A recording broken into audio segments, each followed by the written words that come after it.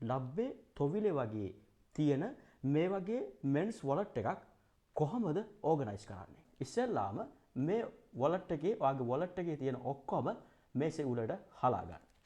right? see right? ඔක්කොම හලා. ඊට පස්සේ right? මෙතන තියෙනවා. okay. so over this one. මේ බස් ටිකට් ගුලි කරලා තාමත් වොලට් එකේ තියෙනවා. හරිද? මේ විදිහට මේ හලාගත්තට පස්සේ තවත් තියෙනවා කාඩ්ස් තියෙනවා. ඕකේ ඔක්කොම හරි. රයිට්. වොලට් එකක් අපි ඇත්තට මොකටද පාවිච්චි කරන්නේ කියලා ඔයා දන්නවා. මහන්සියෙන් හම්බ කරන සල්ලි ටික දාගන්න එක තමයි ප්‍රධාන අරමුණ. හරිද? එතකොට ලෝකේ තියෙන හැම දෙයක්ම අපිට වොලට් එකේ දාගෙන යන්න බෑ. අපි දාගෙන ඉන්නවා. ඒ අපේ අපිලිවෙල හින්දා. අපි ඉස්සෙල්ලාම කරන්න ඕන නැත්තේ මොනවද අපිට අවශ්‍ය නැති දේවල් අයින් කරන එක. මේ වගේ අවුරුදු ගණන් පරණ බස් ටිකට් අපිට වැඩක් නැහැ. හරිද? ඊට පස්සේ මේ කෝච්චි ටිකට් තියෙනවා. ඕකේ. කෝච්චි ටිකට් කිසිම තේරුමක් නැහැ. මේවා එක්ස්පයර්ඩ් පාවිච්චි කරලා ඉවරයි. ඒව වැඩකුත් නැහැ. ඊළඟට අපි යනවා මේ පේ කරපු බිල් තියෙනවා. හරිද? මේ පේ කරපු බිල් ඔයා ටිකක් ලොකු ප්‍රොඩක්ට් එකක් ටිකක් මිල වැඩි ප්‍රොඩක්ට් එකක් ගත්තා නම් ඔයා ෆයිල්ස් වලට මේ වගේ පේ කරපු බිල් දාන්න පුළුවන්. හරිද? එහෙම නැත්නම් ඔයා හිතනවා නම් මේවා ඩබල් චෙක් කරලා හරියට මේවා පේමන්ට් සිද්ධ වෙලා තියෙනවා කියලා ඔයා දන්නවනම් මේ බිල් වල අවශ්‍යතාවයක් නැහැ. හරිද? එහෙම නැත්නම් තව එකක් තියෙනවා. මේ වගේ බිල් පරිස්සම් කරගන්න ඕනේ. වොරන්ට් තියෙනවා වගේ ඒ වගේ භාණ්ඩ ගත්තොත් පරිස්සම් කරගන්න ඕනේ. ඊළඟට බැංක් ස්ලිප්. බැංක් ස්ලිප් නම් විසි කරන්න එපා. හරිද? ඔයා ෆයිල් එකක් ඕපන් කරලා ඒ බැංකුව ආගේ accounts වල තියෙන බැංකුව වලට ෆයිල්ස් ඕපන් කරලා ඒ බැංකුවෙන් කරන payments වලට අදාළ ස්ලිප් ඔයා ෆයිල් කරගන්න පුළුවන්. හරිද? pay sheet එක. හරිද? pay sheet එක තියෙනවා. pay sheet එක ඔයා ෆයිල් එකක් ඕපන් කරලා ඔයාගේ pay sheet කියලා නම් කරලා ඒ ෆයිල් එකට දාගන්න පුළුවන්. මේ වගේ visiting cards තියෙනවා. හරිද? visiting cards නම් wallet එකේ තියාගන්න අවශ්‍ය නැහැ. ඔයාට ඉතාම වැදගත් important පුද්ගලයෙක් හම්බුනොත් හරිද? එයාගේ ෆෝන් නම්බර් එක ඔයාගේ ෆෝන් එකේ සේව් කරගන්න පුළුවන් නමත් එක්ක. එතකොට visiting card එකේ ලොකු අවශ්‍යතාවයක් එන්නේ නැහැ. මොකද තාක්ෂණයේ දියුණු නිසා. ඒ නිසා visiting card ටික ඔයා වෙනම ඔයාගේ table එකේ එකතු කරලා තියාගන්න පුළුවන්. loyalty cards තියෙනවා. හරිද? loyalty cards අපි යන shop එකෙන් දැන් දෙනවා. කීයක් හරි charge කරලා දෙනවා. හැබැයි මේ loyalty cards වල අපිට හම්බෙන්නේ point එකක්. point එකක් කියන්නේ රුපියලක් වගේ. ඉතින් කිසි තේරුමක් නැහැ යන තැනින් මේ වගේ loyalty cards ගන්න එක. හරිද? ඒක කිසිම තේරුමක් නැහැ. අපි daily shopping කරනවා නම් ඒක okay. අඩුම රුපියල් 100ක් හරි එකතු වෙයි. නමුත් මාසෙට සැරයක් shopping කරලා රුපියල් 100ක් එකතු කරගන්න රුපියල් 2-3ක් එකතු කරගන්න එක තේරුමක් නැහැ. ඉතින් ඒ නිසා loyalty cards ඔයා වැඩියෙන් use කරන loyalty card එකක් තියෙනවා නම් ඔයාගේ wallet එකේ තියාගන්න. අවුරුද්දකට සැරයක් වගේ use කරන loyalty cards කිසිම තේරුමක් නැහැ. වගේම ඒ වගේ loyalty cards ඔයා ගන්න අවශ්‍ය වෙන්නේ නැහැ. gym membership card එක හරි ඒක අවශ්‍ය වෙනවා. ඒක ඔයාට wallet එකේ තියාගන්න සිද්ධ වෙනවා. දැන් අපි මෙහෙම බලපුවාම wallet එකේ සාමාන්‍යයෙන් අපි අනිවාර්යයෙන්ම තියාගන්න දෙයක් තමයි අපේ national ID එක. හරි? අපේ ඉස්සෙල්ලාම එහෙනම් අපේ wallet එකේ අපි වැඩිම වෙලාවක් අපි මෙන්න මෙතනින් ඇතුළේ සාක්කුවට තමයි අපේ national ID එක දාගන්නේ. හරිද? අපි එහෙනම් national ID එක okay මේ විදිහට අපි ඔන්න ඇතුළට දැම්මා. සල්ලි දාලා තියෙන බැංකු කාඩ් ටික අපිට wallet එකේ දාගන්න සිද්ධ වෙනවා. හරිද? එතකොට අපේ wallet එකේ අපි වැඩියෙන්ම පාවිච්චි කරන්නේ මොන බැංකු කාඩ් එකද? ඒ බැංකු කාඩ් එක හෝ දෙක. මගේ තියෙන බැංකු කාඩ් දෙකයි.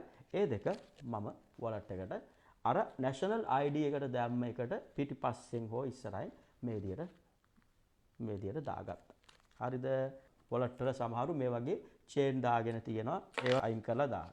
ඒ වගේ දේවල් suitable ඔයාගේ කන්නඩි මේසේ උඩ හරි මොකක් හරි පොඩි භාජනයක් තියලා ඒකට දාගන්න. මේ වගේ keys තියෙනවා. සමහරු පොඩි keys තියාගෙන ඉන්න wallet එකේ පොඩි කුඩා සාක්කු වල. මේවට key tags දාලා ඔයා වෙනම gedara keys එල්ලන මොකක් හරි keyboard එක දාලා තියාගන්න. එහෙම නැත්නම් key tag එක දාලා ඔයාගේ vehicle එකේ office bag එකේ තියාගන්න ඔයාට පුළුවන්. right? ඊට පස්සේ තියෙනවා මෙතන අපිට අවශ්‍යම වෙන තව දේවල් තියෙනවාද කියලා අපි බලනවා. හරිද? ගොඩක් වෙලාවට ඔයාලට hospital card එක ඕඩර් වෙන්න පුළුවන්. හරි? hospital card එක වගේ එකක් ඕඩර් වුණොත් හරිද? ඒක ඔයා wallet එකේ දාගන්න එක වටිනවා. කලාතුරකින් පාවිච්චි කරන නිසා ඒකේ අනික් side එකෙන් අපිට මේ විදිහට ඇතුල් කරගන්න පුළුවන්. හරිද? එතකොට දැන් අපිට වැඩියෙන්ම අවශ්‍ය වෙන bank card දෙක සහ ID national ID එක මේ side එකේ තියෙනවා මේ side එකේ ටිකක් කලාතුරකින් පාවිච්චි වෙන නමුත් ඉතා අත්‍යවශ්‍ය කාඩ් එක මේ පැත්තට දාගත්තා. ජිම් එකේ අපි පේමන්ට් එක කරාට පස්සේ ඩේලි චෙක් වෙන්නේ නැහැ. චෙක් කරන්න මොකද ඒ කට්ටියට අපිව ෂුවර් නිසා. හරිද? ඒ නිසා ජිම් කාඩ් එකත් අපි අර කලාතුරකින් යූස් වෙන සයිඩ් එකට දා ගන්නවා. හරිද? මන්ත්ලි අපි හරි මාස 3කට සැරයක් හරි ඇනුවලි හරි අපි මෙම්බර්ෂිප් එක අරන් තියනවනම් ඒක අපිට ඒ විදිහට කරගන්න පුළුවන්. ඉතින් ඒ නිසා අපි මේ සයිඩ් එකට right ජිම් කාඩ් එකත් මේ විදිහට ඇතුල් කරගන්නවා. සාමාන්‍යයෙන් coins wallet එකේ මෙන්න මේ කුඩා සාක්කුවේ මේ තියෙන්නේ. මෙන්න මේ පුංචි සාක්කුවේ සමහරු පුරෝලා දාලා තියාගෙන ඉන්නවා. හැබැයි ප්‍රධාන දේ තමයි මේකේ පුළුවන් තරම් coins දැම්මහම හරි wallet එක damage වෙන ප්‍රවණතාවය පුදුම විදිහට වැඩි. අපි පිටිපස්සේ සාක්කුවේ දාලා වාඩි වෙන්නේ. වාඩි වුණාම wallet එකට තද වෙලා අපේ පස්සටත් අමාරුයි එකක්. අනිත් එක මේවා ඉදිමිලා නූල් ලෙහිලා අවුරුද්දක් පාවිච්චි කරන්න පුළුවන් wallet එක මාස 3න් විනාශ වෙලා යනවා. ඉතින් ඒ නිසා ඔයාගේ ගමනට අවශ්‍ය යම්කිසි කාසි කීපයක් තියෙනවා නම් විතරක් ඒ කාසි ප්‍රමාණය විතරක් wallet එකේ මේ පුංචි සාක්කුවට හරියට ඔයාලට දාගන්න පුළුවන් මෙන්න මේ විදියට. දාලා එක ලොක් කරලා දැම්මයි. ඉතුරු වැඩි කාසි සියල්ලම මම නම් කරන්නේ මෙන්න මේ වගේ. හරිද? මේ තියෙන මෙහෙම මම ගෙදර එකතු කරනවා මගේ coins. හරිද? ඒකට මෙහෙම දානවා. daily මම මගේ wallet එක clean up කරනවා. හරි බස් ටිකට් බිල් ගෙවපුවා සේරම අයින් කරලා මේ විදියට අනවශ්‍ය මට ඒ ඊළඟ දවසට ඕන නැති coins මේ විදියට දාලා මම පැත්තකින් තියනවා. දැන් තියෙන්නේ සල්ලි ටික. හරිද?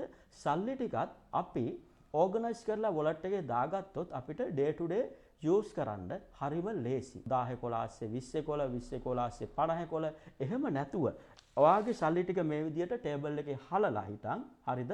ඉස්සෙල්ලාම බලන්න මිල වැඩිම වටිනාකම වැඩිම සල්ලි මොනවද තියෙන්නේ කියලා. මගේ මෙතන තියෙන්නේ රුපියල් 10 කොළ. හරිද? එතකොට 10 කොළ ටික බොහොම පිළිවෙලට හරිද?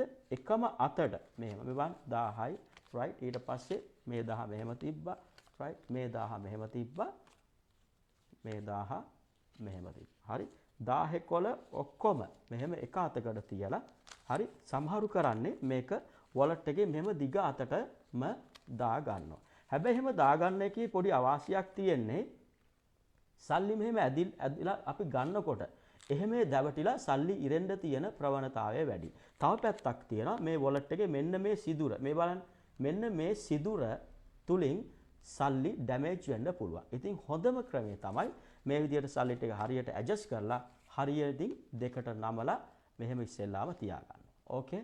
ඊළඟට වැඩිම වටිනාකම තියෙන්නේ මගේ 500 තියෙන්නේ 500 ටිකත් අර ඉස්සෙල්ලා කීව විදියටම පිළිවෙලට අහුරලා හරිද හොඳට දෙකට නමලා ඊට පස්සේ එකක් තියෙනවා 10 කොළ උඩේ 100 කොළ 100 කොළත් අර විදියටම පිළිවෙලට අහුරලා හරිද දෙකට නමුවා මේක උඩින් තිබ්බා ඊට පස්සේ 50 තියෙනවා 50ත් ඒ විදියටම කරා ඊළඟට අන්තිමට තියෙනවා 20 කොළත් මේ විදියට අපි හරි ගස්සලා එකම අතට හරි ගස්සලා ඕකේ මේ විදියට තියෙනවා.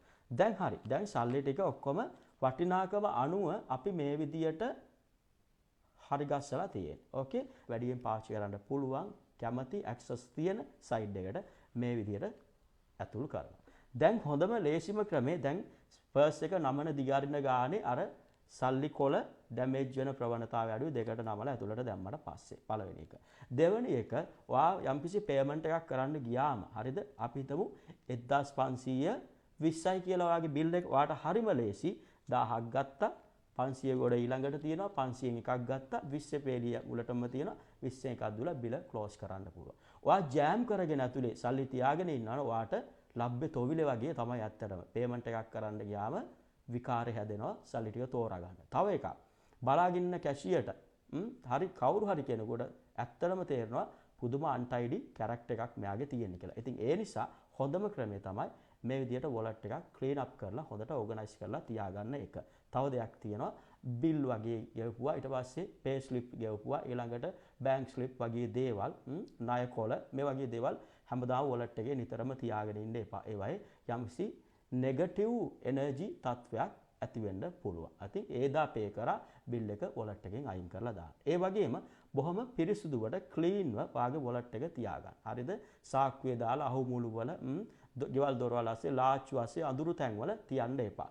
හොඳට එලි මහානු වාගේ කාමරේ ටේබල් එකක් උඩ හොඳට මෙහෙම පොඩක් හුලං වදින්න තියලා තියන්න.